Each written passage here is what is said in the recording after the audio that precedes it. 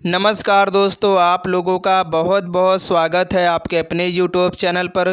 दोस्तों फाइनली आज की इस वीडियो में हम लोग डेली की तरह आरपीएफ कांस्टेबल एग्ज़ाम 2024 के लिए साइंस की क्लास लेकर के आ गए हैं। और दोस्तों आज की इस वीडियो में क्लास नंबर 6 जो है हम लोग कवर करने वाले हैं। अगर बात करें दोस्तों आज की जो क्लास है बेहद इंपॉर्टेंट होने वाली है आपके एग्ज़ाम्स के लिए, क्योंकि दोस्तों साइंस के मैं ऐसे क्वेश्चन इस सीरीज़ के माध्यम से आप लोगों को प्रोवाइड करवा रहा हूँ जो आपके किसी न किसी गवर्नमेंट एग्जाम में पूछे हुए क्वेश्चन है। तो इसलिए आज की इस वीडियो का दोस्तों हर एक क्वेश्चन बहुत इंपॉर्टेंट होने वाला है। तो इसलिए दोस्तों अपने एग्जाम से पहले इन सभी प्रश्नों को एक बार पढ़ लेना, रट लेना है। अगर दोस्तों इस बार आप लोग आरपीएफ कांस्टेबल में सिलेक्शन पाना चाहते हो तो चलते हैं दोस्तों आज की इस वीडियो को हम लोग बिना टाइम वेस्ट किए स्टार्ट कर लेते हैं। दोस्तों आपकी स्क्रीन पर फर्स्ट क्वेश्चन है। उससे पहले जो भी फ्रेंड्स लोग हमारे इस चैनल पर पहली बार आए हैं तो प्लीज़ आप लोग चैनल को सब्सक्राइब करना बिल्कुल भी नहीं भूलिएगा। तो दोस्तों आपकी स्क्रीन पर फर्स्ट क्वेश्चन है कि दूर की वस्तुओं जैसे सूर्य आदि का ताप किस तापमापी के द्वारा मापा जाता है। क्वेश्चन दोस्तों बहुत इंपॉर्टेंट, आपको ध्यान रखना है। दूर की वस्तुओं की बात करें या आपके सूर्य की बात करें तो इनका दोस्तों जो ताप है वो किस तापमापी के द्वारा मापा जाता है। तो आपको ध्यान रखना दोस्तों, यहाँ पर दोस्तों आपका जो पूर्ण विकिरण तापमापी है इसके द्वारा दोस्तों सूर्य आदि का जो ताप है वो मापा जाता है। तो क्वेश्चन का ऑप्शन जो बी यहाँ पर है ये बिल्कुल करेक्ट हो जाएगा। तो आपको बिल्कुल याद रखना है। चलिए इसके बाद नेक्स्ट क्वेश्चन है कि पानी का घनत्व किस ताप पर अधिकतम होता है। देखिए अक्सर आपके एग्जाम में ये क्वेश्चन बार बार पूछा जाता है दोस्तों कि जो पानी का घनत्व होता है वो किस ताप पर अधिकतम होता, मैक्सिमम होता है। तो अगर दोस्तों आपको इस क्वेश्चन का आंसर मालूम है तो फटाफट आप लोग कमेंट बॉक्स में बताइएगा इस क्वेश्चन का आंसर क्या होने वाला है। तो अगर दोस्तों बात करें यहाँ पर जो पानी का घनत्व है वो दोस्तों 4 डिग्री सेल्सियस पर जो है अधिकतम होता है। तो यहाँ पर क्वेश्चन का जो ऑप्शन सी है ये बिल्कुल करेक्ट हो जाएगा। तो आपको बिल्कुल याद रखना है। चलिए इसके बाद नेक्स्ट क्वेश्चन है कि निम्नलिखित में कौन ऊष्मा का सबसे अच्छा सुचालक है। आपको यहाँ पर दोस्तों बताना है कि इनमें से कौन जो है ऊष्मा का सबसे अच्छा सुचालक माना जाता है। तो अगर बात करें दोस्तों यहाँ पर ऊष्मा का जो सबसे अच्छा सुचालक है वह है दोस्तों समुद्र का पानी। यहाँ पर क्वेश्चन का ऑप्शन जो डी है ये बिल्कुल करेक्ट हो जाएगा। तो आपको बिल्कुल याद रखना है। चलिए इसके बाद नेक्स्ट क्वेश्चन है कि ताप का एसआई मात्रक क्या होता है। देखिए दोस्तों यूनिट से संबंधित आपके एग्जाम में एक क्वेश्चन बिल्कुल फिक्स है, आना ही आना है। तो आपको ध्यान रखना दोस्तों, यहाँ पर आपसे पूछा जा रहा है कि ताप का जो एसआई मात्रक होता है वो क्या होता है। तो अगर बात करें दोस्तों टेम्परेचर का जो एसआई यूनिट होता है वो दोस्तों आपका केल्विन होता है। तो यहाँ पर क्वेश्चन का ऑप्शन जो ए है ये बिल्कुल करेक्ट हो जाएगा। अगर दोस्तों सेशन आप लोगों को पसंद आ रहा है तो फटाफट सेशन को लाइक कर दीजिएगा और ज़्यादा से ज़्यादा अपने फ्रेंड तक इस वीडियो को शेयर कर दीजिए, क्योंकि दोस्तों आज की इस वीडियो का हर एक क्वेश्चन बहुत इंपॉर्टेंट है। मैं आपसे फिर कह रहा हूँ ये ऐसे क्वेश्चन दोस्तों आपके किसी न किसी एग्जाम से बार बार पूछे हुए क्वेश्चन है। तो इसलिए हर एक क्वेश्चन इंपॉर्टेंट हो जाता है आपके एग्जाम की दृष्टि से। ठीक है, तो आप लोग लास्ट तक बने रहिएगा आज की इस वीडियो में।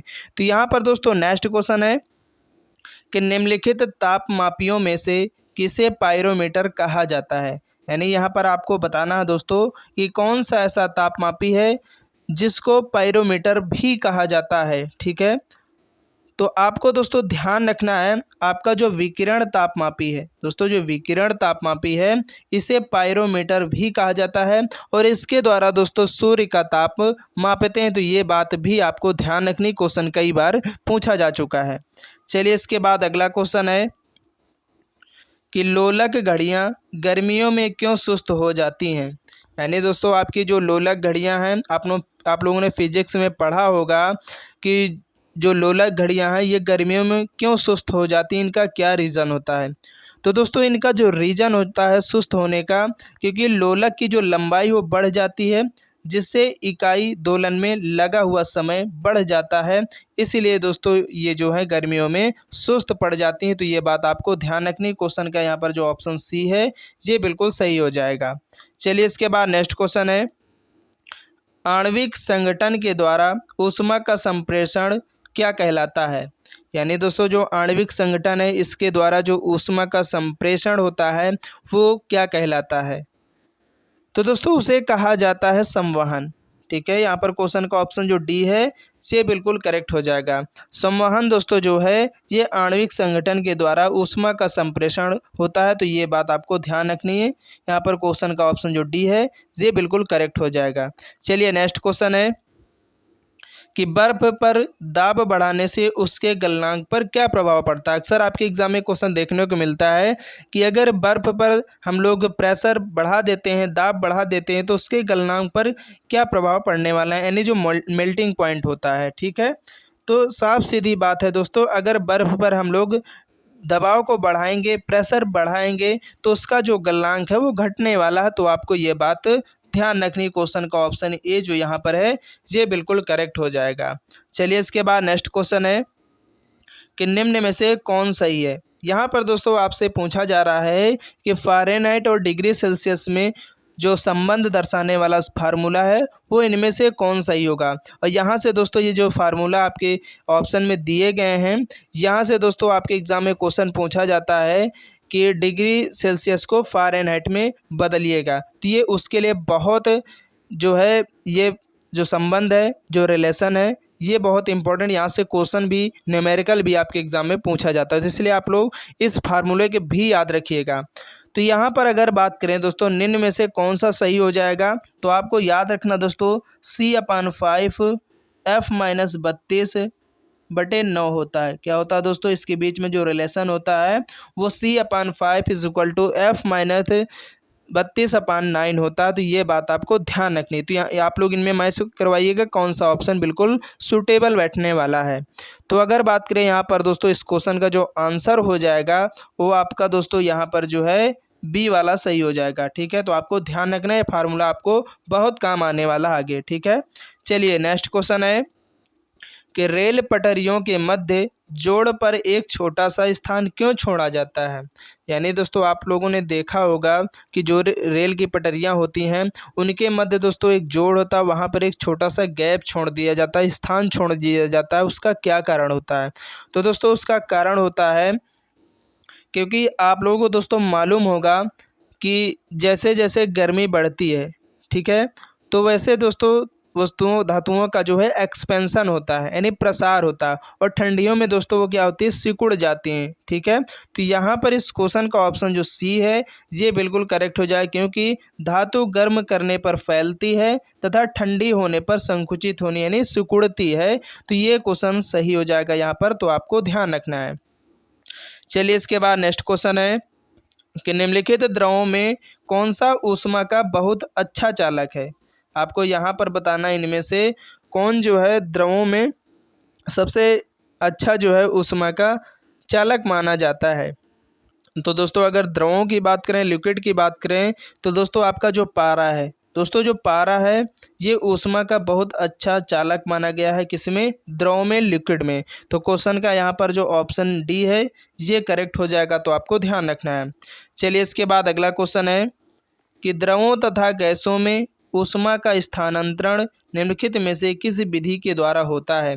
देखिए ये भी क्वेश्चन बहुत इंपॉर्टेंट, आपके एग्जाम में बहुत बार पूछा गया है। रेलवे के जो आरआरबी एनटीपीसी 2016 का एग्जाम हुआ था, इसमें क्वेश्चन पूछा गया है कि जो द्रव होते हैं और जो गैसें होती हैं इनके मध्य जो ऊष्मा का स्थानांतरण होता है वो किस विधि के द्वारा होता है।